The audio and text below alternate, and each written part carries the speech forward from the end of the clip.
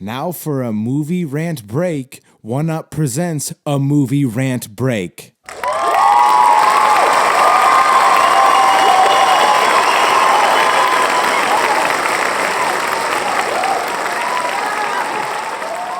What's up, everybody? Welcome to the movie rant break. Today I got a dope episode. Today, got a returning guest, got best neighbor in the motherfucking world, and a good friend of mine, Ricky Brown. What's up? Not much. How you doing, neighbor? Here I am. Yes, sir. Appreciate that, by the way. What, that you're, did I say the best neighbor? You are the best neighbor. Yeah, appreciate that. Yeah. You know, try to be. You are the best neighbor. It's great when you live next to someone that, kind of gets it and treats you decent and works with you.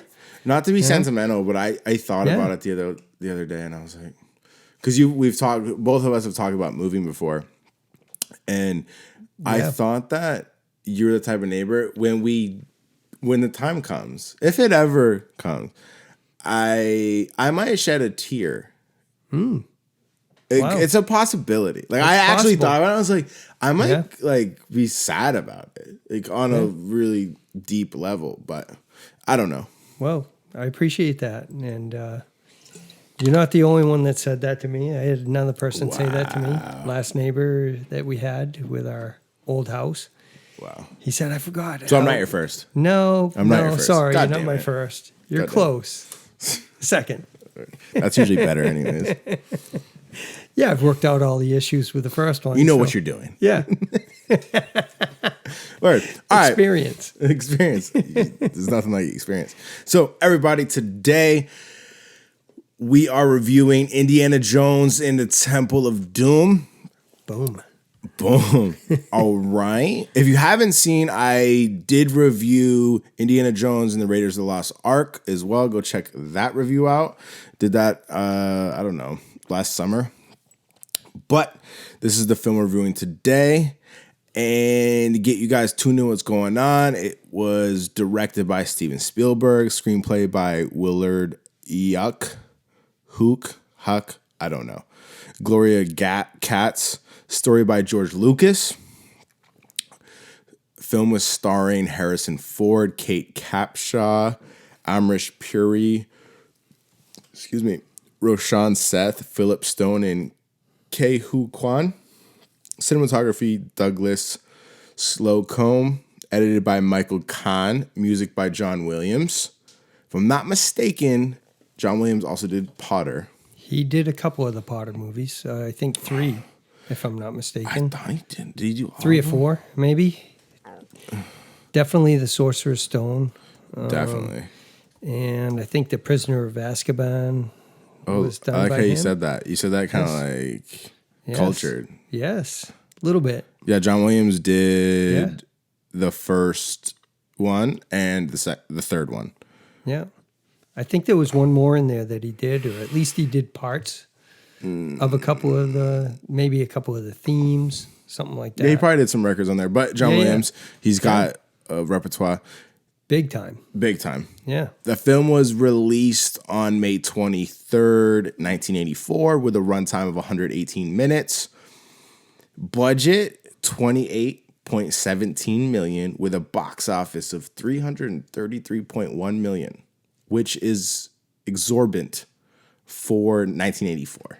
Yeah, for sure. Like, that's almost, it's probably Huge. like pushing $1 billion, honestly. I don't know what the actual numbers would be on that, but the 80s to now, as far as inflation goes, it's pretty fucking high. Like, what were eggs at in the 80s?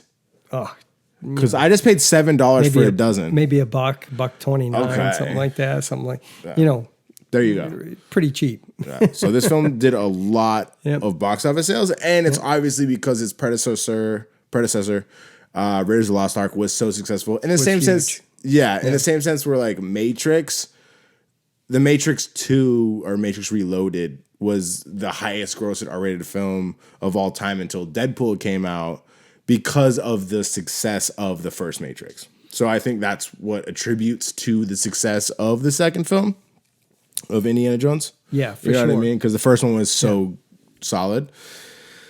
Yeah, because I don't believe the ratings or the critics were very kind to it when it came out. I don't think their reviews were that great. Back in the day when it first came out. Yeah. Yeah, I'd be curious to look. I mean, now what they're at is IMDb gave it a 70 or a 7.5 out of 10, and Rotten Tomatoes gave it an 83%. That's current, and that's kind of new age. Like that shit wasn't out in the 90s and the 80s when it came out. Like I'm sure it was under scrutiny back when it came out, but that's where it's at now because people dick ride it, and it's more of an iconic film type shit. Yeah, for sure. Well, I was thinking. Sorry, I didn't mean to. You're good. To give you an idea how long ago this movie was, I was 18 years old, so that was 39 years ago when this movie was done. So it gives you a little bit of a. God damn! It makes me feel old. Should we call you Father Time? Father Time. That's Father me. Time on this show, motherfucker. Yes. Yeah. Yeah. I actually have some interesting questions about. I'm gonna get into it, but a brief breakdown, real quick. Do a quick synopsis. Indiana Jones and some tag-alongs, if you will, end up in India and end up in an underground temple. That's all I'm going to say about it. Most people probably know what this is about, but I'm not going to get into the ins and outs of it. It's an Indiana Jones film.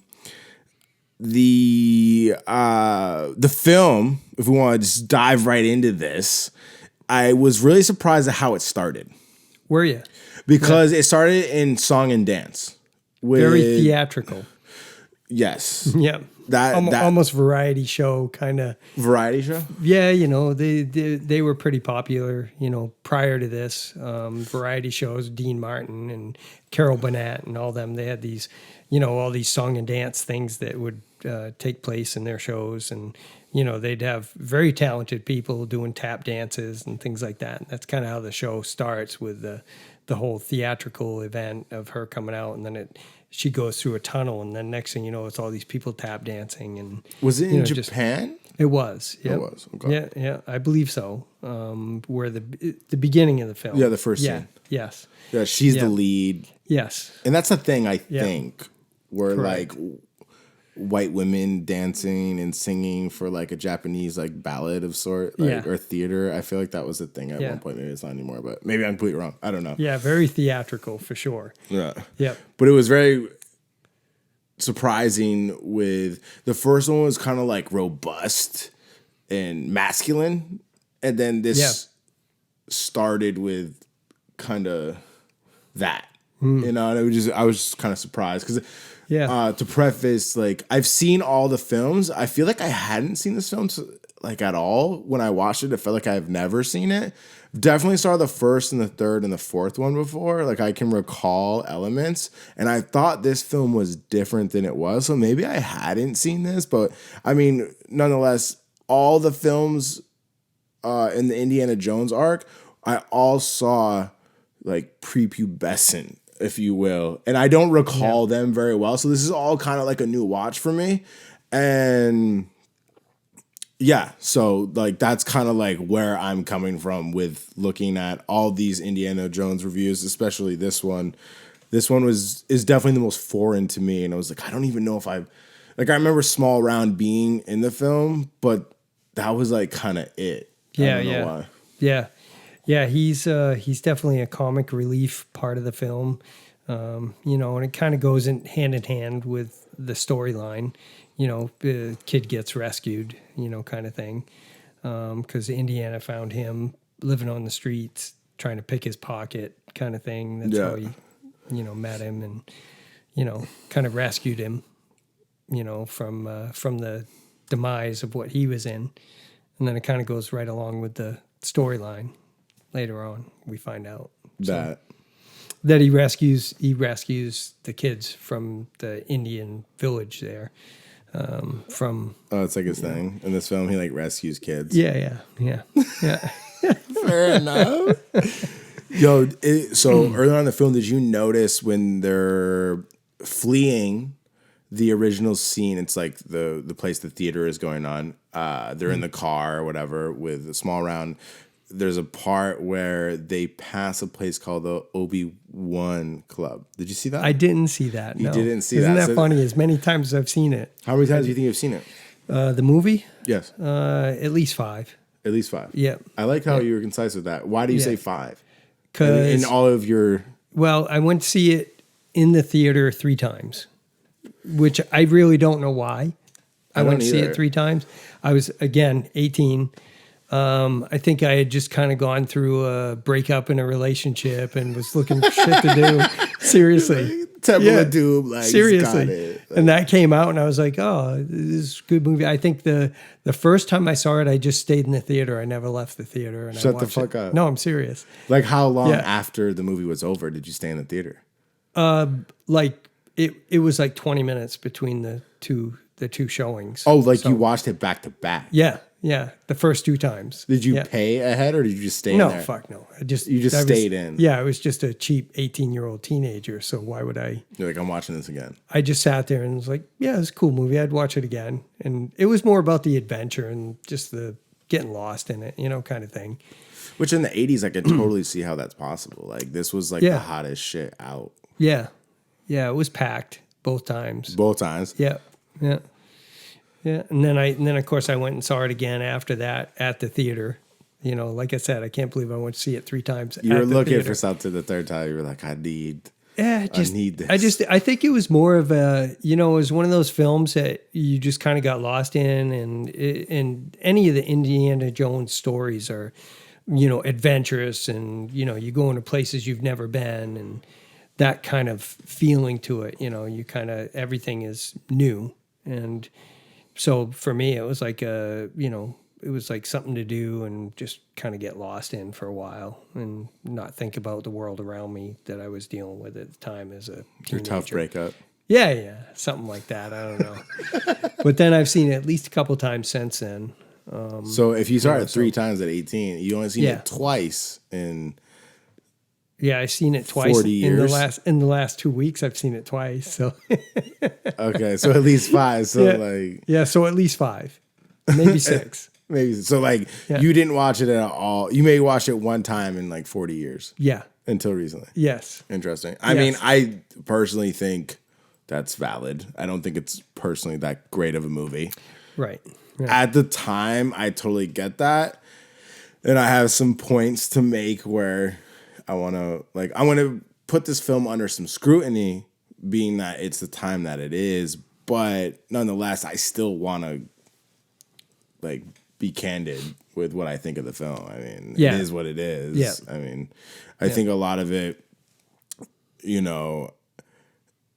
has to do with the resolution of what cameras are able to capture now versus then, and they could get away with more back then than they can now. Like a lot of things when they remaster them, a lot of things get exposed. Yeah. Which is fine. Like I totally get it, and that happens. In this shit, it just is a little more disruptive, if you will. But what did you think of the rotisserie chicken spear?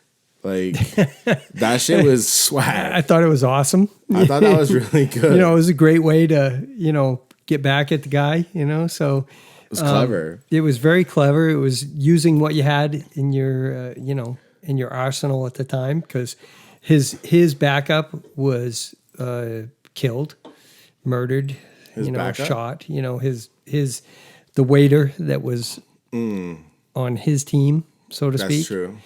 He got shot, and then and then he's searching. Of course, he's and think about it. At the time, he's poisoned and starting to feel the effects of the poison, so he's a little bit panicked. It was a good move, and it was a great move. I mean, I feel like John Wick got a lot of inspiration. You know how John Wick has like these obscure kills, like a pencil or like whatever the fuck is in the room. Right. Like Indiana Jones kind of started that. I feel he's like rotisserie chicken. Fucking yeah, it's great. Word. Yeah, because it was like a 3-foot spear or a 2-foot spear. Yeah, it had a with bunch the of chicken shit on it. Right. Like, the shit flaming. Was it flaming? Yeah, it was flaming. It was on fire. It was like ready to eat, and it looked delicious. It looked good. And you just till he stuck it in the guy's chest. I just still ate it. It looked delicious. Probably pull it off the end. Yeah, grab a leg. You know what I mean? I'm about it. sorry this happened to you kind of thing, you know. Fuck Walk it. away eating the drumstick, you know. I mean, they could have added that. I would have appreciated it. would have Like been he all right. like, I mean, because this film does have a lot of quirk.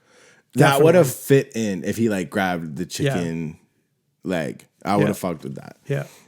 Yeah. The a little bit hungry. Yeah, I mean, he is poison. I mean, fuck it. So when did you feel that, like, speaking of quirk, did you feel that when you watched it back to back in 1984 as an 18-year-old, did you think this film was corny or quirky with the dialogue and the acting when it was released? Not really. At the time, I think it felt, humorous, and the quirk was funny. It wasn't like now I look at it and I definitely feel very quirky, very, in some ways cheesy at times. But back then, as a 18-year-old, it was sheer entertainment. And I think that was the film. It was more entertaining at that time. Because they came off the Raiders of the Lost Ark, which is very serious and historical stuff they're looking for and things like that. And this is very fictional and made up, and just kind of the whole storyline is not really based on anything other than, Well, there's some made up shit. Well, yeah, the Sankara stones, I think is what they call them, is based on some Hindu religion aspects with the deity Shiva, I think. I think it was, yeah. And I think that's what they're basing it around. I didn't look too much into what that entails, but it wasn't as monumental as the Lost Ark, at least to America, with the stones. Because apparently these stones, they're like a representation and an embodiment of the deity Shiva, which is supposed to give them like power and like light and life, all and sorts goodness of and good health, all that kind of stuff. I think it had something to do with fertility too. It was like it was just like all types of shit like that. But it wasn't the Lost Ark, at least to America. Right. Like the Lost Ark is, the Bible, and this is Hinduism, and which is a little different for Americans, especially in the 80s. Right. But versus the Jewish, the whole Jewish background with there was Nazis and it was a little deeper. And this, I believe this movie actually took place prior to the Raiders of the Lost Ark, if I'm not mistaken. It said Really? 1935, I think, was when the film. In other words, it was like a jump back in time. Oh, was it? I think so.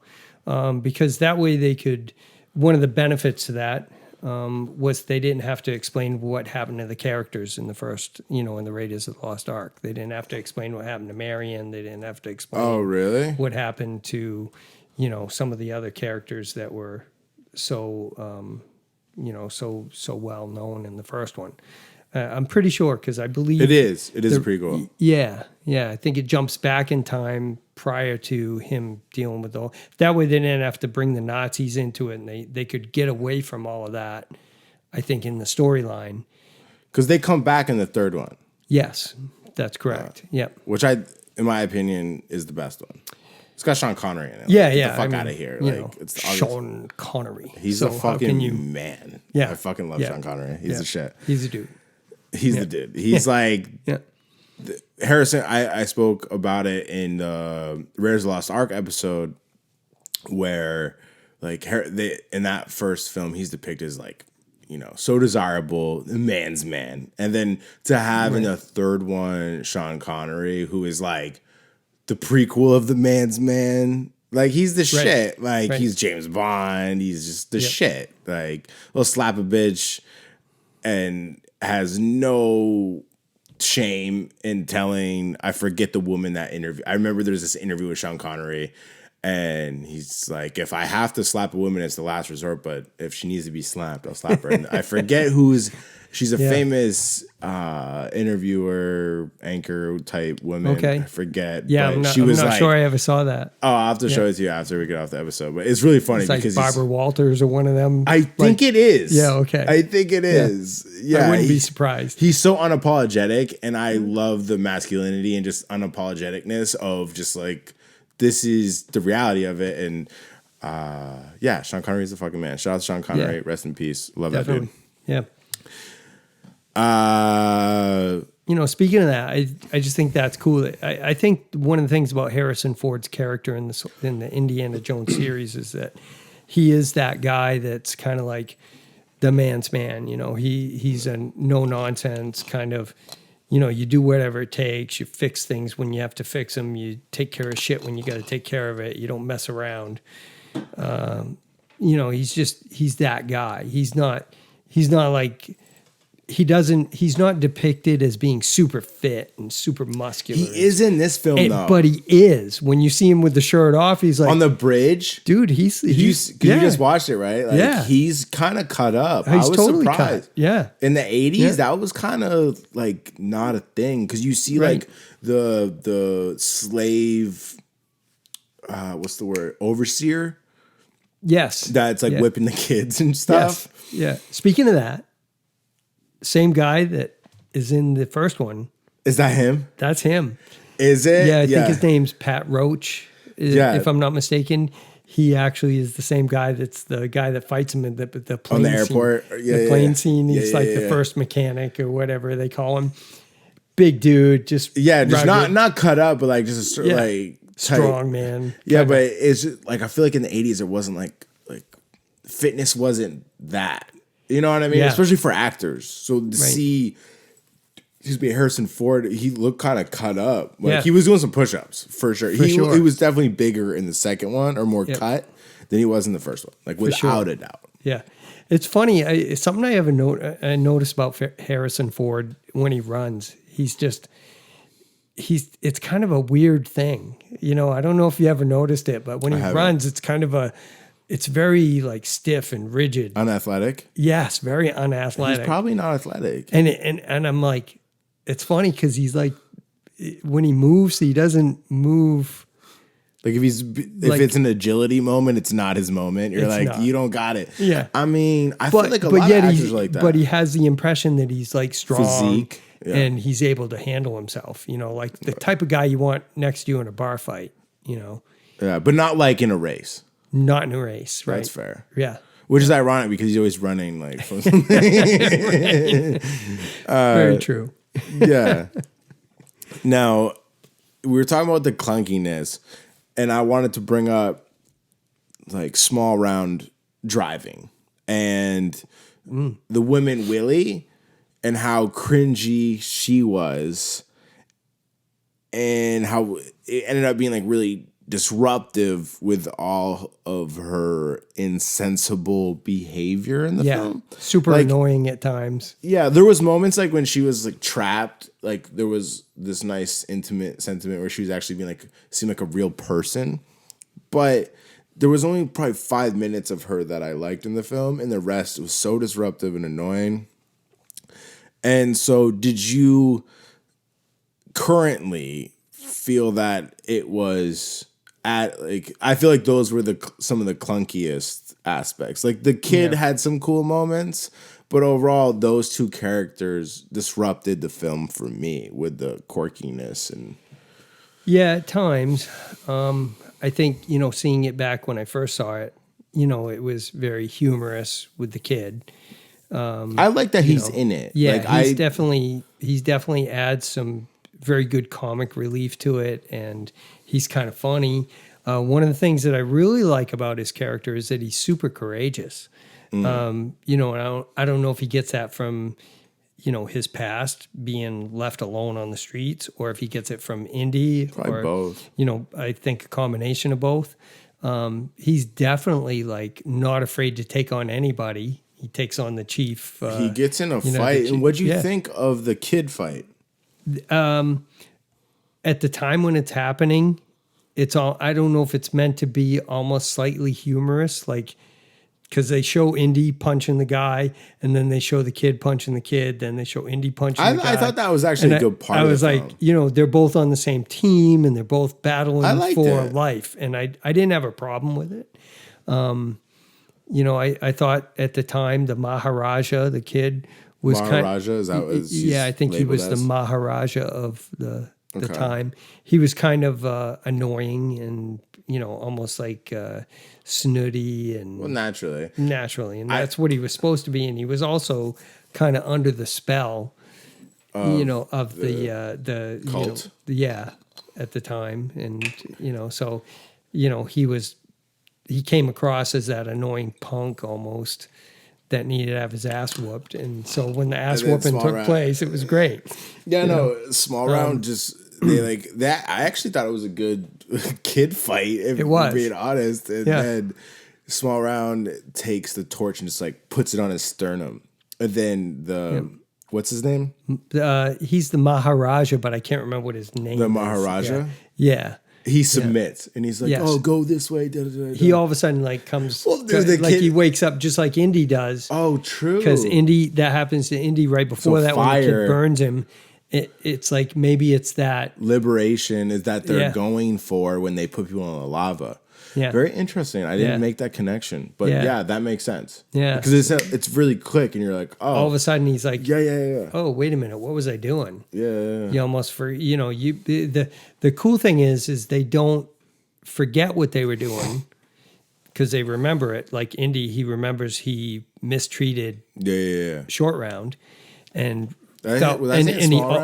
Small round, short round. I can't remember. I think it's short Forgive round. us. Yes. I think it's short round. I think it is short I've round. been saying small round, but whatever it is, small, short. It's a synonym. Of I remember short because that's me. So, but he probably drove a car like I need to most time with a block under the foot and book under the ass. I like that aspect of it, but you could clearly tell in certain shots that there was a grown man driving the car.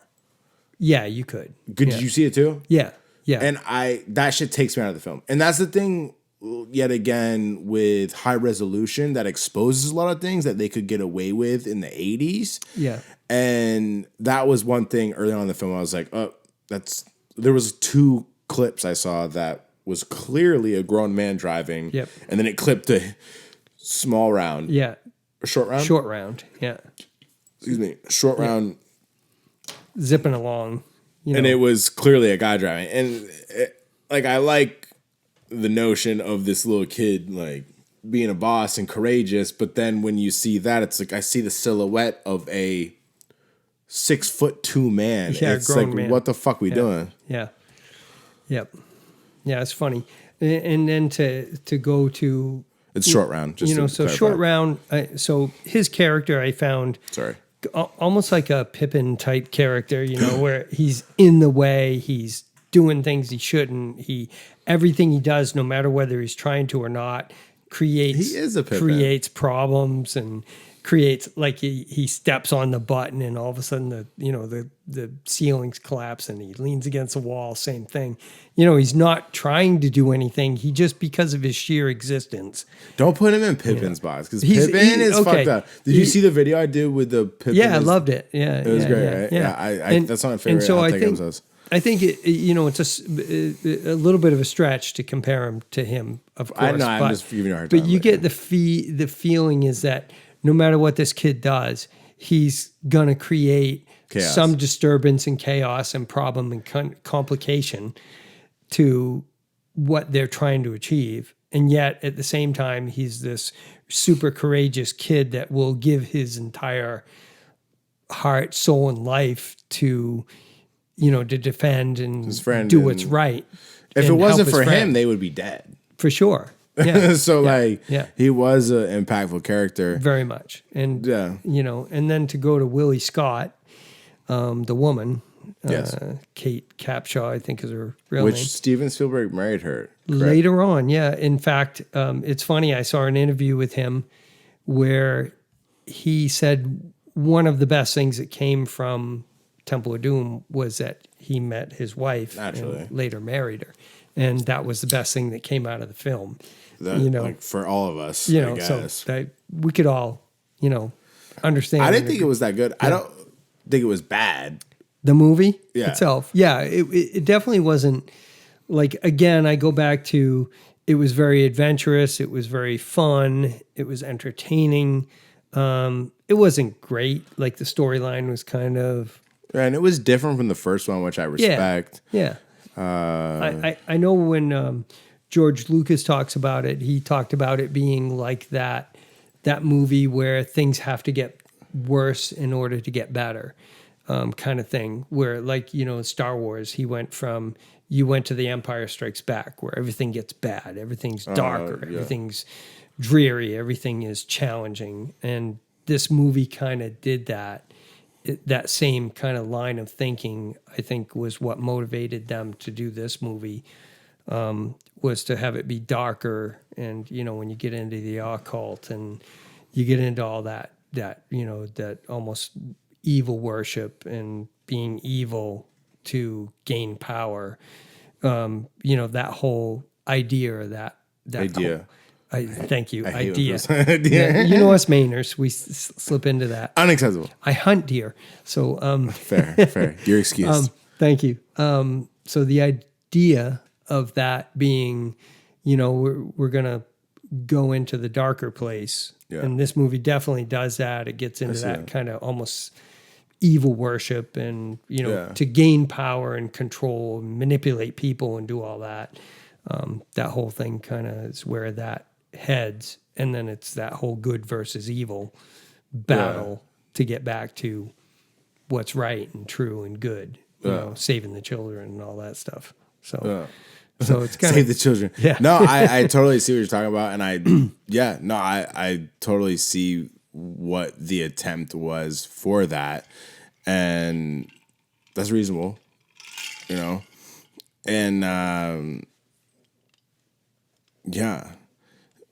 it was just, there were so many things in this film that took me out of it. Yeah. Where like the first one, there was a couple things, but overall, the first one had him too, because it's so old. Like I said, the high, like, to fully expand on the high resolution thing. Like, I know it's the 80s and they could get away with a lot more because it's in 240p. Like, and we got 4000p. 4K is 20 times the resolution. Right. And so the sets and designs and special effects or backdrops are very easy to differentiate in high resolution, where I think when they first came out, like, you couldn't tell they were on a set. And a lot of films in the 80s and early 90s and even fucking late 90s, you can really tell when they were throwing them in 4K. You're like, God damn, this is fake as fuck. And so like, I'm trying not to be overly scrutinizing that, but at the same time, it's like, at this point, it's, like, because I was gonna watch, like, I gave you some DVD copies. I was gonna watch them in DVD because I'm. Did you watch those copies? I did. Yeah. It probably was less prevalent when you saw. Yeah, it was still there. I think when I was younger watching it, I accepted it because at the time that was the technology that was there. Although I knew it was super fake, like the whole opening scene with the airplane. Oh my God! Can we please talk about this? Oh my! It was so epic. It's so frustrating to watch. Okay, it's like, so the raft down the mountain. It's so obvious they're like on a screen, and like, honestly, that scene where the plane crash, it's so fucking good. Okay, so the plane's gonna crash. I burst out laughing. I watched it 2 or 3 times. I think 3 times. I watched it 2 times the other day, and I watched it once today. No shit. The scene is so fucking epic. Okay, so the plane's crashing. Yeah. And this is like the best, and this is what I like about old films. This is like, honestly, this is the best, worst thing to happen in this film. The plane's crashing, and I'm not gonna talk about the things that happened before that, but like them jumping out the plane with a water raft, and then somehow landing on some mountains, snow, and then using the raft as like a snow tube off a fucking mountain into the river, all in the same like breath. Yes, was absolutely ridiculous and amazing. My notes. Yeah, it wasn't ridiculous enough to just survive the plane crash, but to snow tube and whitewater raft all at the same time. Yeah, like wow. I literally put in my notes, raft dropped was ridiculous.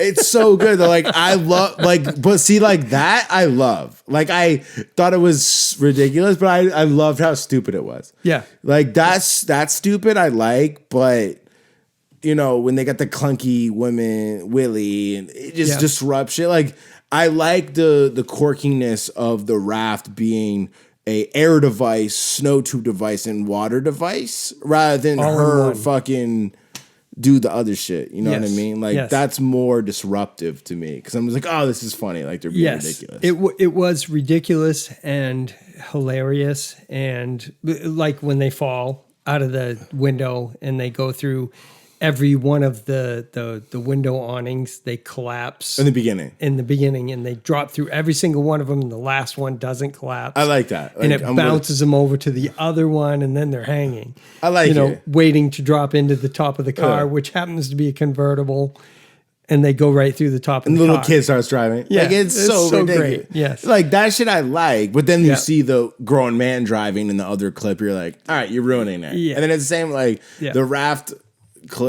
scene was great, and it was great. I mean, I loved it. The first time I saw it, seeing it, it was like, it was great, this is so awesome. It's so creative that they used the raft to survive, basically out of an airplane. I mean, you got to, right? But then it's like they land, and then they're like, "We're snow tubing," right? And then it's like off a cliff, whitewater raft. Yes. You're like, and it's like a 500-foot cliff. It's not like they fell out like 1,000 feet and like landed. You're like, what the fuck? And when they hit the snow, it was just this nice glide when it hit. It just kind of it was great.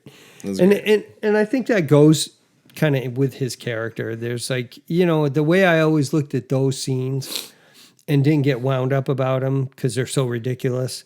They actually make me laugh, and I find them funny. I like that shit. Yeah, it's because his character is, no matter what happens, we're gonna go with it, and we're gonna try to sort through it and make it work and survive it. It's all about survival, and making it through the catastrophe that unexpectedly happens, I mean, because I always say, and I always say where they could just do shit different. Like they could have just done like a more gradual crash. Like it didn't have to be like it's a mountain coming. And they could just like gradual crash, and it would have been more realistic.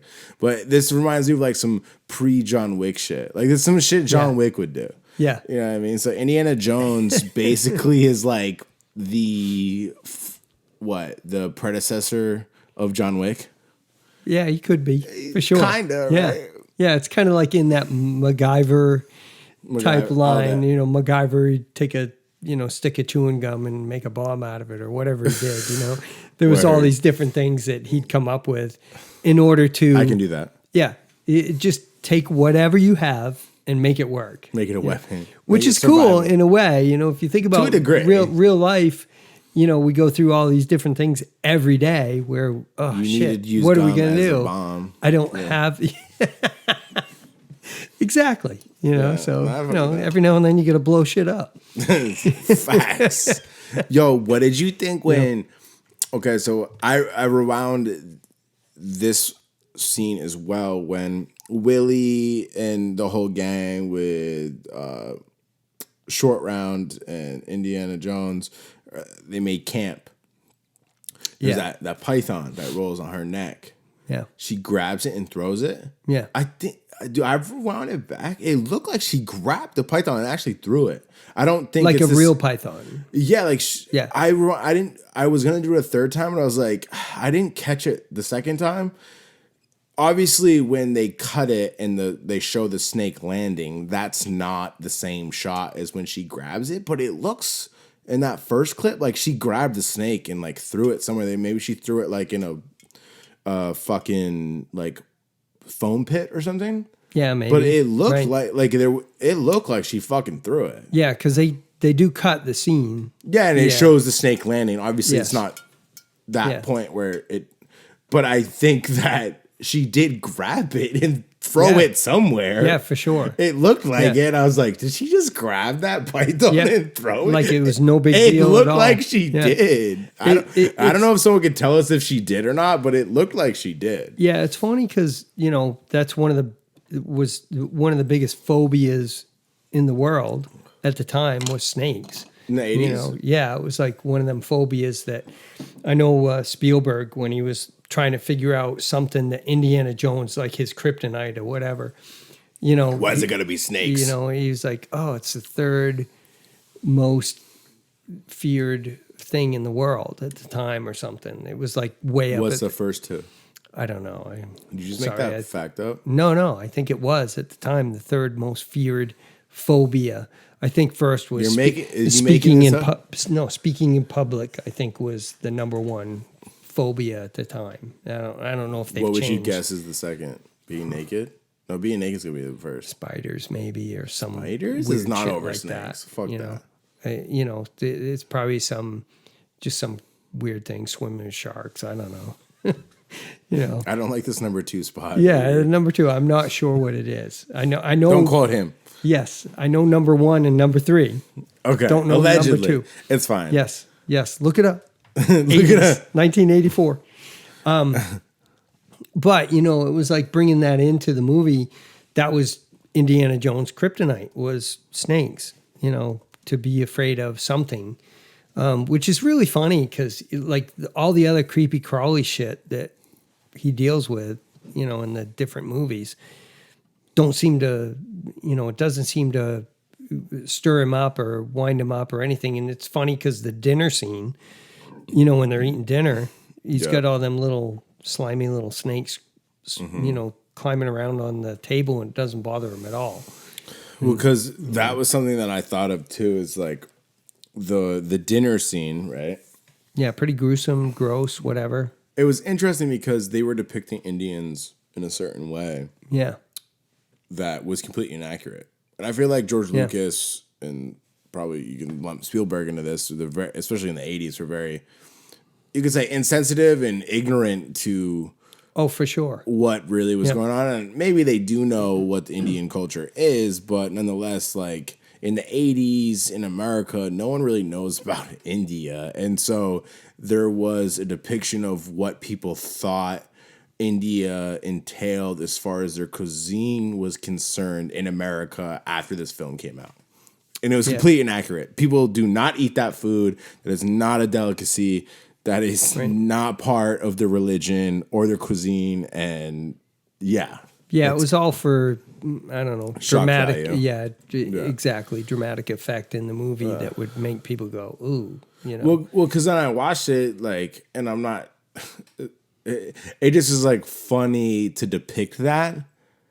You know what I mean? Mm-hmm. Like, this country eats bugs and like live snakes. Like, maybe in this pocket or something, but it just seemed, watching it now, like I said, I don't give a fuck. And I don't think of the Indian culture less, but because I know a smidgy about it, and I know that's probably not what it is. And it was just kind of funny to watch a 80s film and how they depict Indians and the Hindu culture of what their cuisine would be and their religion, and it's completely inaccurate. Right. It was.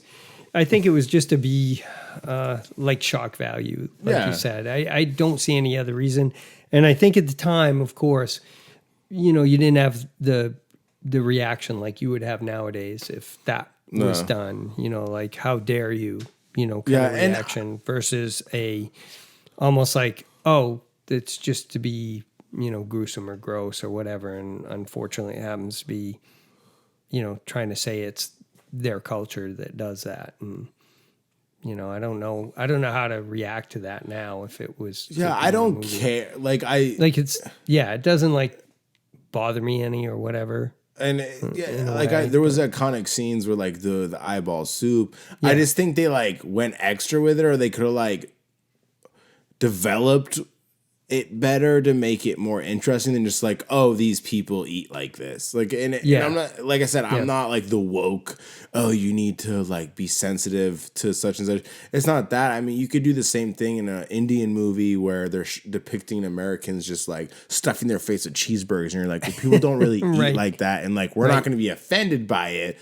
But it still was just like funny because you think about where America was in the 80s as far as their knowledge of other countries' cuisines and religions. And they took that as, oh, that's what they do.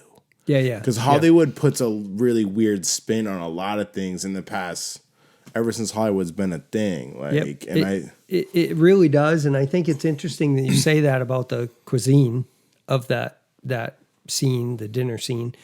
I'm pretty sure it's iconic, like the eyeball soup and shit. Yeah, yeah, because that whole, that goes like with the whole scene of him, some of the fight scenes, and the sword thing, and that whole where he pulls out his gun and he just shoots him instead of fighting him with a sword. In the first one. Oh yeah, in this one he reaches for it. He reaches for it, but his gun's missing because Willie panics in one of her silly moments in the car when he hands her the gun. I don't know if you caught that, but I didn't. So they had just had the scene where he's shooting out the back window, and he finally shoots the car, and they lose control and crash. And he looks at her and he says, "Hold this," and he's trying to do something else, and she grabs it, and of course the gun's screaming hot because he just shot 8, 10, 12 rounds through it. And she's like, and she throws it out the window by mistake because it's so hot. And that's where he loses his gun in this movie and doesn't have it later on for that scene. And that was an improvised scene in the first movie, by the way. That was supposed to be, he was actually supposed to have a sword fight with him. Indiana Jones was suffering from dysentery or however you say it. And he improvised in the moment because the scene was going to take so long to film. He just pulled out his gun and he shoots the guy. It was so Indiana Jones, and it becomes so iconic because that's and it's funny. The reason I bring that up is because it goes along with the Western culture of, just shoot a motherfucker. Just we'll just what y'all doing? Deal with it that way. What's the stupid stuff with the sword? Yeah, and we're superior almost kind of attitude, and then it's funny in this one. He doesn't have the gun. He doesn't have the gun. He reaches for it, but he's like, oh shit, I got to actually do a sword fight. And he bodies him, which is funny. Yes. But I didn't get the significance when it happened. The reaching for at the holster and he didn't have it. I was the occultic group must have took it. I didn't make the connection from the beginning of the film. Yeah. Yeah. He was missing it from that first scene. That's cool. Yeah. I fuck with that. Yeah. You know what I was surprised about in this film is the amount of people they had playing Indian characters that were not actually Indian. In what parts? The whole film, there was just yeah, not Indian people playing Indians. Like the strong dude was playing an Indian character, right? But he clearly white. wasn't. He white, yeah. And there was a lot of that. German, I think, if I'm not mistaken. There's a lot of and it's the kids, the adults. Like I said, I think you can get away with that with lower resolution, but the higher resolution, you're like, God damn, like reveals the makeup, everything. Yeah, the makeup is shitty, and I get it because that's what you're working with at the time. But yeah, it was very evident that there were, and it wasn't just white people. There was just non-Indian people playing Indian people, right? All wearing turbans, and it was just like kind of silly at times. I'm like, these are not Indian people, and right, it was just. It's funny because you look at the depiction at the time and it came from. You would think with people like Spielberg, Lucas, Frank Marshall, all those people that were involved in the making of the film, that they would maybe vet that. Yeah, a little better than what they did, and it might have even been part of the reason why it got such bad reviews was because they didn't do enough cultural research to make sure they were accurate in their depiction of some of the people that were in the film. I mean, in the first one, they did some shit like that at the digging site. Because where did the first one take place? You mean as far as time goes, or country? Oh, because they all were wearing like the same outfits. Yeah, and it was just like very cookie cutter. Like everybody's gonna wear white robes. You know what I mean? And like this one's like everyone's wearing a turban. Right. And I thought it was funny too because at the end when, Indy and his gang get saved, it's from a bunch of blue turban people. I don't know if you caught that. Yeah, in the first one. The one that the second. This film. Yeah, this one. Yeah, they were all at the end. Yeah, they were all. They saved him at the end with the bridge. They were in with the British at that point. Blue turbaned. Yes. And it was funny because I was like, oh, it made me think of like 5-0, the blue, the man in blue. Yeah, because all the red turban individuals were villains. Yes. And the blue turbans like saved the day. Like I don't know if it was by accident or not, but I was like, this is kind of funny. Like because they just show the blue turban motherfuckers in that one, like it's like 18 seconds. But all the blue turban people save Indy and his gang. They're the heroes that come in. The blue turban. I was like, this is so George Lucas. Like he always likes to have people outfitted in certain garb with colors to like signify their status of allegiance. You know, like the stormtroopers or the Sith and the Jedi and the blue turbans and the red turbans, you know, and I just kind of giggled. You know what I mean? It's funny that you picked up on that, you know, because I just, it's funny too, you know, when I look back at the time frame that this was all done, none of that stuff mattered to me as a 18-year-old watching it. Oh, naturally. You know what I mean? I just like I didn't pick up on any of that stuff, and it was partly the timing, it was partly the culture, it was partly I'm the top 10 best movie critics of all time. That's facts. So I mean, you know, all that stuff. It's just science. Kind of comes into it. Science. You know, we didn't really get into Willie Scott's character that much earlier when you were talking. I don't know if you wanted to get to that, but there's, because I have things to say about her because I have so many different opinions of her character. Like at times, I think she was, you know, super annoying, super irritating. She was a total gold digger. Very shallow. Oh, really? Very I didn't shallow. See that one. Oh, totally. Because like when she's, you know, the beginning, you know, she's all about the dress and, you know, how nice it is. And then she's all about the diamond. You know, she sees the diamond, she lights right up, and she's, you know, she's crawling around on the floor trying to grab the diamond. That's the only thing she cares about in that moment of chaos where people are shooting guns and killing people.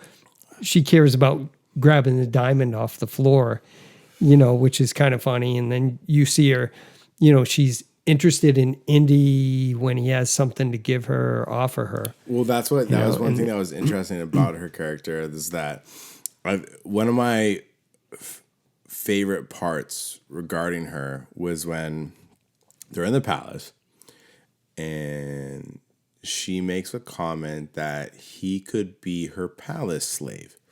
They cue the music, and he looks over abruptly, and all of a sudden there's this like sexual desire between the two. Yeah, and like it instantly happened. Instantly, which I appreciated the upfront innuendo, and I just thought it was hysterical that that's how they portrayed it, because I don't know if people in the 80s like picked up on how quick it changed. Like, he was not interested. She was not interested. All of a sudden, he's like, you could be my palace slave. Yeah. And he looked back real quick, abruptly, as I said. And there was all this sexual tension or connection, you could say. And they like have this interaction, and then they break off. And then in his room, he gets borderline killed and strangled, and then goes back to her room, and she's kind of waiting for him because they kind of have this spout where, you know, you'll be back in 5 minutes. I ain't gonna wait for you, bitch, type shit. And like, who's really in control? Who's in charge? Yeah, and he goes in his room, and they're both like, oh, she better come here. He better come there, whatever.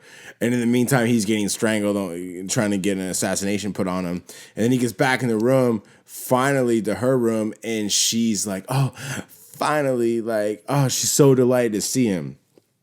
And then she saw the look on his face because he just came back from almost getting assassinated. So he got a look in his eye like he about to like kill a motherfucker.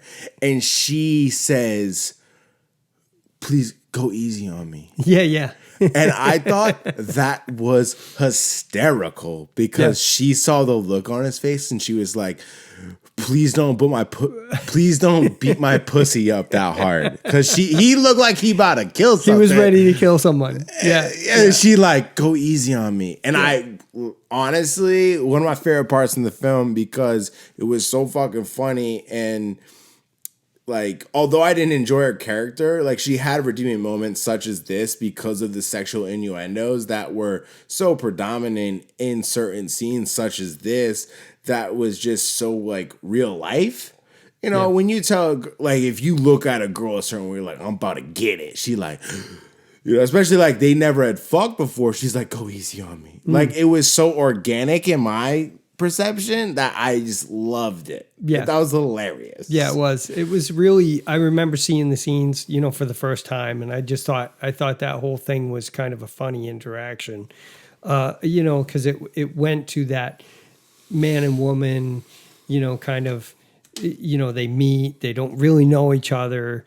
They're in this weird place. They're like, okay, some shit could happen or it could not, you know, and then they're both thinking they got it going on, you know, which is the case. They both think they got it going on and they're the ones that's desirable, you know, and they have this whole back and forth. They're both at odds of like who should show up to who's exactly room, like which I love. Who should make the move, which I love, which is real shit, and which is basically giving in. You know, okay, they're both horny. Who's gonna give in? Yeah. And that's why I think it was so fucking hilarious. Like he like almost gets murdered, and then like show up in the room. She's like so smitten by like his presence and is ready to get some dick. I'm right here. I'm right here. She keeps saying, like, go easy on me. Because he looked like he ready to smash some pussy. And it's like hilarious because it was such like a, like she was ready to get fucked. And then she's like, just go easy on me. Because he looked like, God damn. Like, what are you about to do? You didn't look this way when you went out of the room. He ready. I didn't know this was going to happen. It's so funny. Yeah, it's pretty crazy. And then he starts feeling up the statue to, you know, to open up the secret passage, you know, which is great because she's like, what are you doing? I'm over here, you know, and, you know, I love the she's still in the sexual I love it mode or thought process. And he's in the archaeological discovery adventure but he's mindset. grabbing breasts. It was good. And yet, it was a good part of the film. Yeah. And I like how after that, like when he gets down and he's stuck in that booby trap, and then she has to come down and there's all those bugs. Yeah, gross. Real bugs. Those real bugs. I really like the realness of that. That was also, excuse me, there was like a couple scenes in the film that were like really good. And I like, how they had real bugs. Like she had centipedes on her back. Yeah. And all sorts of shit. Like, I actually quivered when I was watching it. It was dope. Like I was like, okay, I don't know if I could, you know, because you have to do certain things in certain situations in order to save people's lives. And that's one of the moments where, okay, all this creepy crawly gross shit really isn't that big a deal compared to what I have to do. And she let all those weird feelings be overridden by barely. And I love his face when he looks through the hole. We are going to die. Yeah, like can you imagine the desperation you'd have if you were about to get murdered and like someone was having apprehension of pulling a lever to go through some goo and some bugs? They'd be like, "Fucking do this, you fucking idiot!" Yeah, he's at that point. I thought it was conveyed well. He's literally like freaking out. Fucking just do this. Like, get over it. Yep. Like, we're about to get murked. Yeah. It's funny how they do that in these movies. They have some creepy, crawly, gross scene of real, critters. Yeah, I'm excited whether it's snakes or whether it's snakes or bugs or rats or whatever. It's kind of crazy, to have that kind of stuff. Dead man down. Do you mind getting that from me? It's right. Slightly. Oh, I can get it at some point. Again, thank you. Do you want me to get it now? You don't need You need it right now? Unless I need it, just keep it there. Okay. But I think you got one going. You're good. Yeah, no, I'm good. The third one, I think, has the best embodiment of that. Like, they have, like, rats and snakes, like real ones. I think. I haven't seen it in a while, but I think it does that the best. Yeah. I think that it's a culmination of the best of everything in both the first and the second film and the third, and that makes the third one, like, the best one. Yeah. Like, in my mind, the third one is easily the best one, even including the fourth and probably the fifth. That's about to come out next year. Yeah, I'm curious to see how that's going to go with the CGI and all that. I hope they don't get too into that. For those types of scenes, I hope they use the real deal like they did with these movies. They used the real stuff. I know a couple times, yeah. In the first one, of course, they had the cobras and the snakes everywhere. There was real ones, but there was fake ones. Yeah, and they did. One of the things that was cool about that, when you find out how they did this scene with a cobra in his face, there was a glass shield that was between them, and that's what obviously kept the characters safe, because you're talking about a real venomous, poisonous. They can pull the shits out, I think, but yeah. Yeah, it's crazy how they can be like that. And in that case, that's what they did. And a lot of the snakes, I found out, were actually lizards. They were legless lizards that don't bite. And word. Yeah, and so they look like a snake. And they're, all the scene where they have just thousands of them crawling around and stuff. In the third one. In the first one, it was done. Oh in the tomb. Yeah, and a lot of that was like they were actually lizards. There were a lot of snakes that were used as well. Fake ones as well. Fake ones as well. They started with fake ones and realized that it just wasn't. Yeah, it wasn't doing the job. In the third one, there's an opening sequence, I think, with the train. And there's like fucking a bucket of snakes that are definitely real. Yes, very real. They are. Yeah, and that's pretty. He's the right. Third one is he's dope. Right in him. The third one is the best, which is if I'm excited to review that one because I feel like it's by far the best. It's River Phoenix, isn't it? The character that plays Indy, I think. Shout out to River Phoenix. He's the character that plays Indy as a kid. I honestly, the film was not vivid. The third one, and he is he's gone now. He's a brother to Joaquin, if I'm not mistaken. Joaquin, and he was in Stand By Me. He was one of the kids in Stand By Me and a few other movies back then. So yeah, it's cool. Yeah, he was perfect for that role. Yeah, I'm excited to review that film because from what I remember and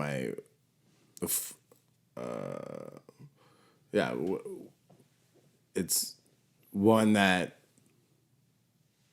seems the most prevalent in my mind is the third one. Mm-hmm. Like the intro of the film with the snakes and right. Like I remember him being like in some like catacomb. And he's like, why does it have to be snakes? There's snakes everywhere. And like Sean Connery is just the whole film like, motherfucker, why are we doing this type shit? It's dope. Right. It's a good film. Right. I think it's cool too because, I mean, the one thing about the Temple of Doom is it gets away from those historical, archaeological, things that are real or based on allegedly. Something. Yeah. So well, I mean, you could argue that this one is on something real. And this is to certain parts, but obviously the whole Well, it's just Hinduism, which is not as like prevalent in America, but it's just as real as an arc. Yeah. I mean, technically. Yeah, true. You know what I mean? Yeah, it is. And I know the storyline, of course, is all fictional in every one of them, with the different things, the cup and the crusade. And that's another thing. Some of that is, very fictional. Very fictional. Yes, very fictional. Word. I don't know how else to put it, but yeah, it's cool. I mean, this storyline really takes off in a different direction for a while. Definitely. And, it's like that which in some ways is cool because it's like that it drops back a few years from the first one. With the Nazis and all that stuff going on, and it less heavy, but like kind of more heavy. Yeah, in some ways, and it kind of introduces like Indy's kind of he's establishing himself almost a little bit, and he's doing a few foolish things, but he's also still after the artifacts and the important stuff that he studies. Yeah, I didn't realize it was a prequel, but that makes more sense, respectively, but.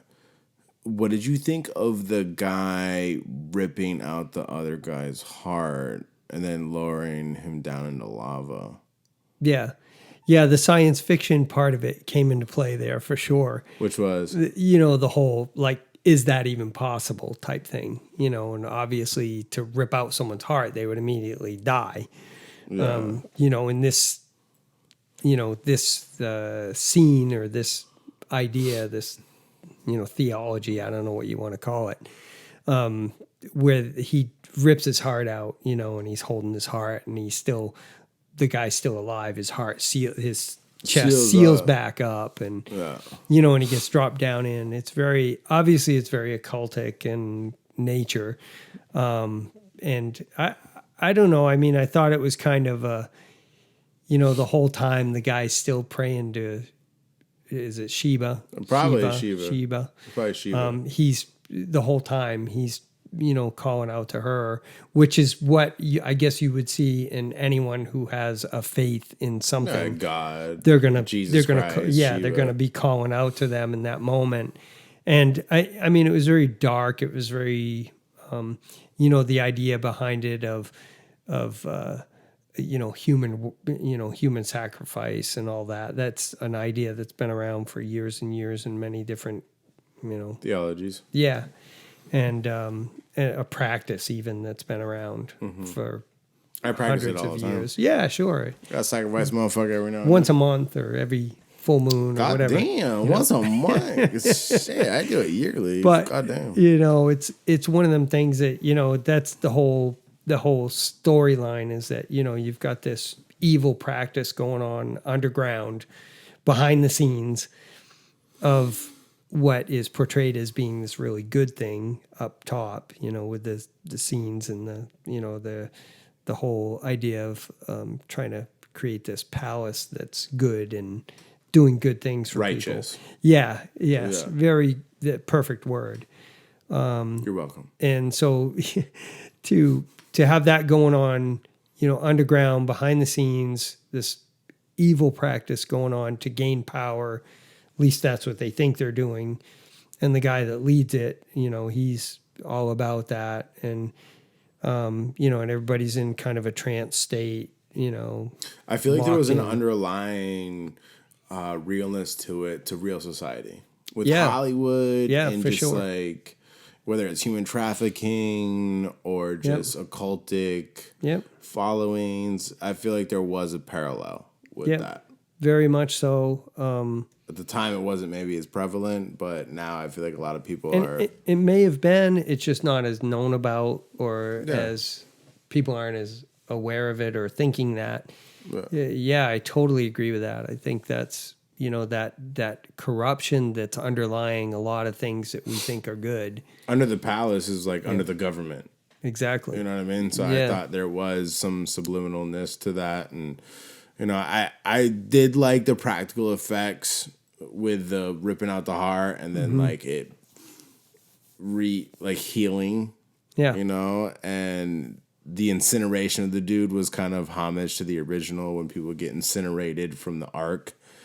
And I thought that looked good. And I just thought I didn't see that happening in the film.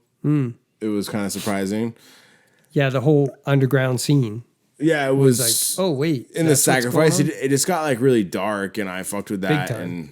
And, you know, regarding the lava, when Willie was lowered into the hole of lava, she would have been melted. She got so close. And like, I know people are like, it's a movie, but I'm just like, why do you have to lower her that low? Like, she just doesn't have to go that low. Like, I know it's like the anticipation and the excitement, but I just fucking hate when it's like, even in the 80s, someone could be like, you couldn't get that low to lava. You know what I mean? And I fucking hate when films do that shit. And people are going to be like, it's a movie. And I'm like, okay, but I'm being critical on something I'm watching because it just takes me out of it. It did me too. I know both Heather and I had that, you know, that conversation when we were watching the film was like, you know, this scene is so ridiculous because when they open the top, even the heat would overwhelm her. You know, you think about people around fires or you get anywhere near a house that's on fire, you know, you can't even get close to it because it's so hot. And so this is heat coming straight up in your face, lava that's, you know. It's fucking hot as fuck. It's way hotter than any fire. I thought that the film would have been drastically better if her character died at that point. Oh, really? Because she got too close to lava. Yeah. I think it would have been a redeeming factor of the film if when Willie's character gets lower down to lava, she dies, it would have just made the film hit a lot harder. Yeah. You know what I mean? Yeah. Yeah, I think at the time, and based on the style of the film, feel good, you know, type film, that would have taken it to a place that the filmmakers didn't want it to go. It would have been complex, but it would have been complex, and it would have been better in many ways, and it would have been even more realistic and more believable. But it would have taken away from that whole rescue hero, saves the day, all that kind of stuff. Which I think they really want with the character of Indiana Jones. They want him to be this hero that saves the day. Yeah, the damsels don't die in the damsels films, especially in the 80s. There are some films more recently that maybe do that, and I think those films usually get remembered, you know, when main characters die. Right. But, I mean, not to be critical, another, you know, laughable moment, if you will, was when the dude gets... The German dude, as you said, gets rolled up in the roller. Yes. The amount of blood they show. I think this was the first PG-13 film. It was actually only PG. I was looking at that and I thought, I think this is the first PG-13 film. Really? Because I talked about it. Like, I need to look this up. I think Indiana Jones is and this is what we talked about, in the last episode, and I think it's the first PG-13 film. Yeah, I'd be curious. I remember back then, you know, your 80s, you were talking PG-13 was starting to be a thing or a concern. Film ratings were starting to be a concern. Yeah. This was the first PG-13 film. No kidding. No. I didn't know that. And the fucking the roller scene, the amount of blood that they show on the roller was like laughable. I was like, I know it would have been way more. There'd have been like guts and like it was just like a red streak and it was just like laughable. I'm like, there'd be like brains and all sorts of organs like smushed. It just, you know, gross body parts everywhere. Yeah, it was just like it was a modest amount. It was like. Kind of funny when you think about how he dies in the first one, then how that character dies. How did he die in the first one? The prop. You know, the prop kind of chews him up and his blood goes everywhere. And then, you know, in this one, he gets sucked into the rock crusher and, you know, same how'd you like to be that actor? Hey, this is your character. You're gonna die by you have cool dads. Propeller, spinning around. Rock Crusher in the next one. I don't know if he's in. I don't think he's in the third one. We gotta double check. Yeah. What did you think about the mining cart scene? Because loved it. I such thought such a great. Loved it. I thought it was like this would be such a cool ride at a theme park. It would be so cool if if they had a ride like that actually you go up on two wheels and all that stuff and or it somehow does that. It would just be a cool ride, I think. Yeah, and I thought it was depicted pretty cool, and I think they definitely spent a lot of money on it, and I thought the choreograph was solid, and I thought it was arguably the best scene in the film, like as far as everything that went into it, and it was overall really good. There was a couple CGI parts they did. Some of them were good, some were worse, some were shitty, whatever, but overall that scene... Because naturally they got to have a chase scene. Like in the first one, they have a car. There's always chase scenes in Indiana Jones. Right. Excuse me. And I really liked how they went and changed it up, and it was a mining cart chase scene. Right. It was dope. It was cool. Like I said, I have gripes with it, but it was fine overall. And well, they stole that from the first one too, because that was originally going to be a part of the first one. The mining cart? Yeah, the mining carts. In the first one, they were going to have that be part of the movie in the first one, and budget wise and time wise and other things, they cut it from the first one, and then they used that whole idea for the second. They killed it. It just would work in this movie, and they put it in that movie instead, which is, I think, great because, it's just one of them. It's one of them adventurous, on the edge of your seat. Oh my God, they're gonna go into the lava, or they're gonna go into the rock wall, or they're gonna, something on the track's gonna throw them off, or the whole fighting from cart to cart. It's so fun. It was good. It's great. I think it was the best scene in the film. Yeah. It was cool because it came at the end, and it could have been shitty, but I thought it was good. Yeah, it definitely helped the movie for sure. Yeah. Yep. It was, if we go back to the beginning of the film, I thought it was ironic that there was a plane crash in this film. This happened in the 80s, right? Yes. Because Harrison Ford is known for flying a lot. Like, has a affliction or affinity towards flying planes, and he has been involved in at least 3 crashes in one incident where it's involved planes, like crashing, whatever. Like there was a helicopter hard landing and rollover in 1999, a landing runway departure in 2000, a crash on a golf course in 2015, and an incident landing on a taxiway rather than a runway in 2017. My sources are Alexa from Amazon. Perfect. So I just thought it was ironic that like he has been in a film crashing planes, and he's like crashed planes literally done it in real life multiple times and survived. Yeah, I wasn't aware of those. I think one of them maybe made the headlines pretty. I think 2. There was two big the golf course crash. Yes. The 2000 crashes. The 99 and the other joint wasn't popular. Wasn't even aware of those.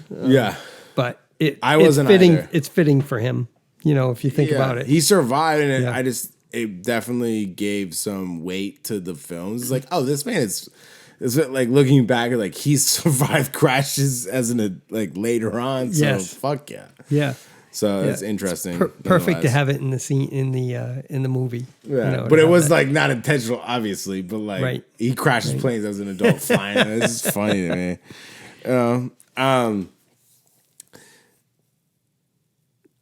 Yeah, I mean, this film for me, I just feel like it was kind of boring, and it wasn't interesting, and it's definitely not as good as the original.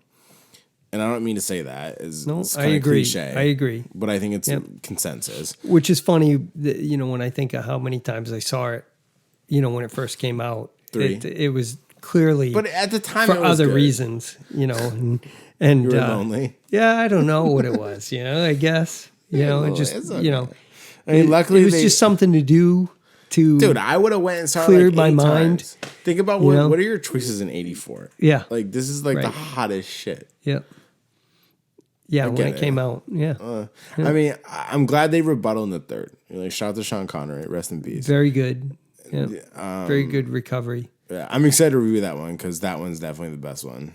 It's interesting to see what the fifth one will be. But, yeah, I mean, what did you like best about Indiana Jones and the Temple of Doom? The best part about it, I mean, obviously, we just talked about the mine scene. That was, scene-wise, that was probably the best part. You know, it's one of the movies, I guess, that for me, it was the whole, you know, adventure, doing what it takes to get things done, you know, redemption, saving and helping other people. You know, the children. I guess the basic themes or the basic structure of what happened in the movie. Not so much one part over another. I love the fight scenes are always good. But the best part of the movie, I think, is just that whole, you know, it's a movie you go see that you don't have to be fully committed to, but there's this goodness to it, or this redemptive quality to it that brings, you know, something to it that, you know, it's worth it to stand up for good and right and truth and all that stuff. And, you know, and the movie itself just kind of depicts that. So in that aspect, that's what I think was good about the movie. It's like a strong archetype for like good versus evil. Yeah, exactly. I mean, that's to me the best quality of this film. You know, you know, there's no real part of it that I think is great. So it's hard to say what did I like best about the movie as far as like the actual scenes. Well, that's what I fucking like asked. That. So, you know, what did you like least about the film then? It got real cheesy at times. Yeah, I agree. You know, there was really some times in the movie that would just left you feeling like, oh, seriously. You know, can we not do stuff like that? You know, it's not bitch, shut up. Yeah, it was. You were like, stop being misogynistic. Shut the fuck up. There was a lot of that. Fucking talk to your professor, bitch. You know. Not Indiana Jones, though. Yeah. He ain't your professor. Yeah. Yeah, no, the clunk was ridiculous at times. Yes. What is your favorite? You've seen all four of the Indiana Jones. Yes. What is your favorite of the four? Of the four?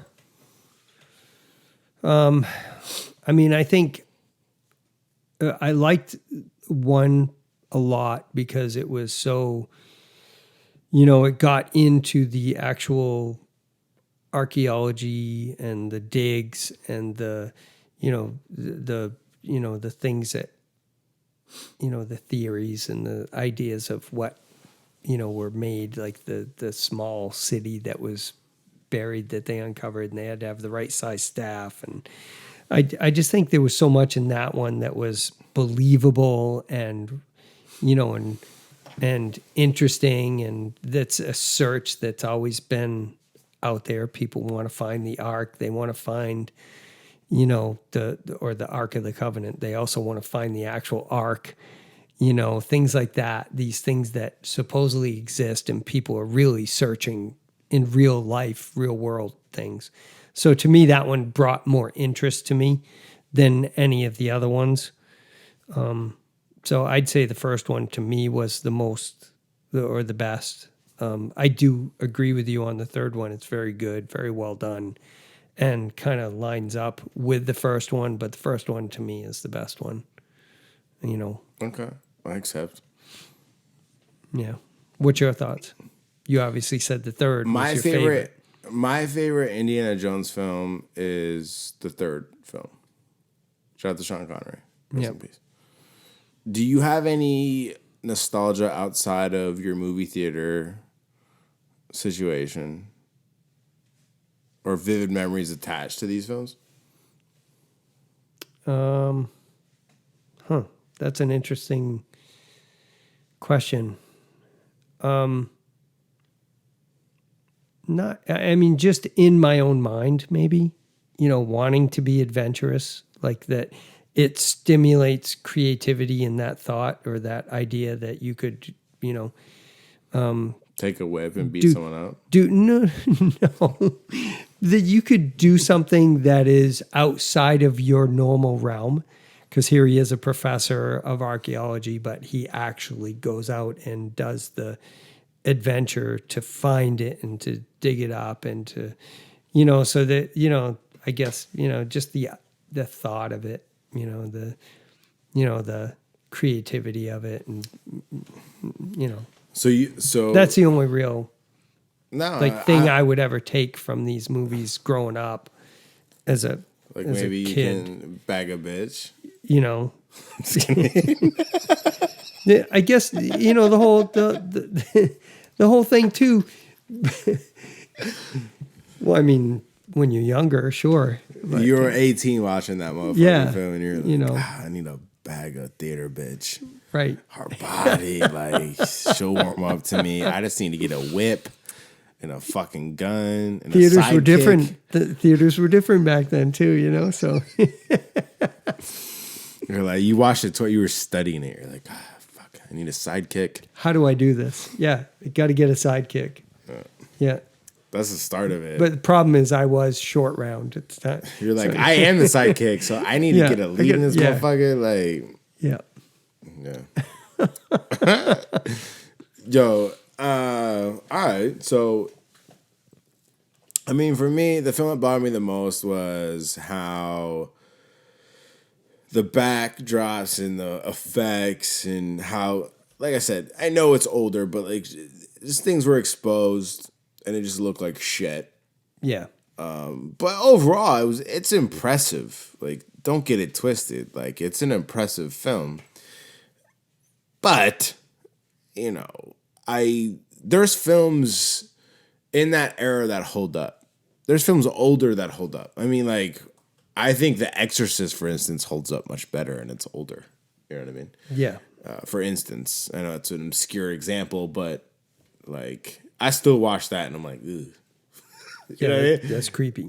You know what I mean? Yeah. And that came out in the 70s. So, if I'm not mistaken, right? It was early 70s. I think it was. It came out a long time before. So, I think it was possible to make things hold the test of times. And I know this is a little more challenging because of what they're attempting. But, nonetheless, some of the things took me out of the film, and just the characters, specifically Willie, was really disruptive at times. She had some redeeming moments.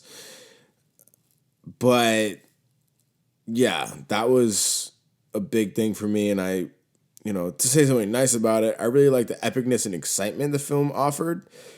Excuse me. And it really, it could make you feel excited and into it. And like you said, find answers for yourself if you're looking for them. The great music score helps. Shout out to John Williams, goddammit. Definitely. I mean, he did come up with the first Potter score, which still stands the test of times as some of the most iconic music of all time. But so many movies. Shout out to him, goddammit. Yeah, he's been involved in. Yeah, tons. John Williams is huge. Yeah, he's pretty much like what is it? Is it? I think he's Rick Baker. What the fuck? The makeup artist.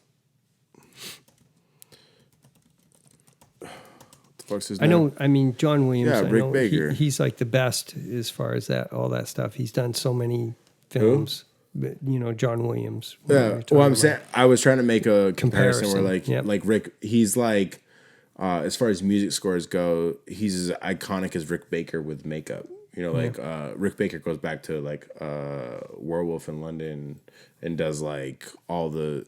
He's fucking killing it. He's been doing makeup for 60 fucking years, and John Williams has been doing music scores for fucking 60, 40, I think whatever. Since the 60s, early 70s for sure. Motherfuckers are iconic. He's been around for a long time. Changed the game, so good for them. Yep. But overall, film was cool. I can see, whatever. No disrespect to the film, I'm gonna have to hit with a 5.8. What you gonna hit with? Yeah, I was like 5.2.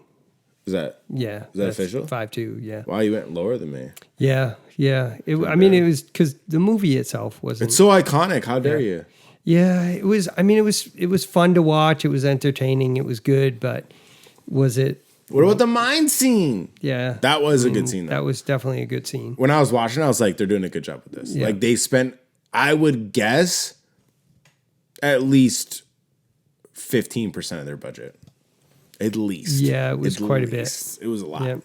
Like Yeah, they did a good job with that. Was really cool. That part was. I mean, that was very. That shit. Was that really ended the film well too. You know, it was good. It was very. It was fun. It was like, it brought you. You're like, oh, shit's happening. Back into the film real quick. It was good. If you were like bored at that. I was, and I was like, oh, this is a good scene. It's like fun. Like choreographed, the fighting of it was cool, and it was like, there was some funny satirical parts. It still was good, and like he punches the dude, and he looks back at Willie, and he's like, huh, he's got like, him. I got him. And then him. the dude pops up. He's like, oh fuck, like I liked it. And then she smacks him. If I remember, I think that's when she reaches over him and punches him. Knocks a guy off or something. Yeah. There's a part there that she steps up and she actually throws a pretty good haymaker. Yeah, pretty good. Shout out to Willie. God damn it. Yeah. Spielberg's wife. I think at that point Spielberg was like, "All right, that's my bitch." Yeah, this chick's. Sorry, misogynist. I'm glad we accusers. Glad we casted her. She's ready. Put a baby in her. You throw a haymaker. Oh fuck. Yeah. 5.2. That's lower than I would have expected. Yeah, I mean, it was very, it was entertaining. It was fun, but it just wasn't like a movie I'd want to go out of my way to see. Absolutely. Kind of puts me, it just connects. I mean, you watch it back to back. I don't think anyone on the planet's done that. So I'm surprised it's that low. It's surprising. Yeah. I mean, for me, like, I definitely want to acknowledge and be cognizant of the fact that it came out in 1984. That it was groundbreaking shit. The resolution didn't expose what it did for me now watching it. And it was the precursor of John Wick. And they definitely paved the way for so many other filmmakers and people to make more dramatic, exciting films. So I gotta hit with the 5.8. There's other things I'm not acknowledging, but I think it was a solid film, especially the 80s. Like, good for them, and I don't want to ignore that. And I try to encompass that with my scores, but I'm gonna hit with a 5.8. Yeah, that's fair. I think that's fair. Yeah. Ricky Brown hitting it with a 5.2. 5.2. 5.2. Yeah. Word. You want to say anything to the people before we close out? Just get out there. World peace. Yeah. Get out there, have some fun, do something good. Hey. Help your friends out. Keep things good. Jerk off when you can. What? I didn't say that, but if it helps, sure. It could. I don't know. I don't have the answers. It helps your mood. It's just a suggestion. God damn it. All right. Well, dude, thank you so much for coming on the show. Absolutely. Glad I had a chance to connect with you again on another one. Oh, you don't have to travel too far. I mean, the last episode you were on was pretty short drive. It's a while. The last episode you were on was Planes, Trains, and Automobiles. I think it was episode 111. Was it that? Wow, I didn't realize that was a movie we reviewed. That was, yeah. It was like November. That was a long time. It was at least 2 years ago. Yeah. I think it was 2 years ago. Wow. Which you think as my neighbor and as a good friend, you would be on the show more, but it's like you've only been on one episode. It was like, it might be 3 years ago. I'm always open to the invitation. So anytime we can work it out and make it happen, I'll do it. But hard body, dude. You're a great guest and you have great insight, and I appreciate you coming on the show and holding it down. I think some people fuck with you. Well, some do. Word. Well, dude, thank you for running the show. Yeah. Appreciate you having me. Yeah, no doubt. It's always a good time. Yeah, fuck yeah. Well, everybody, that's this episode with Indiana Jones and the Temple of Doom. We got Ricky Brown hitting it with a 5.2 and your host hitting with a 5.8. Appreciate y'all for listening to this episode. I'll check you next episode. Deuces.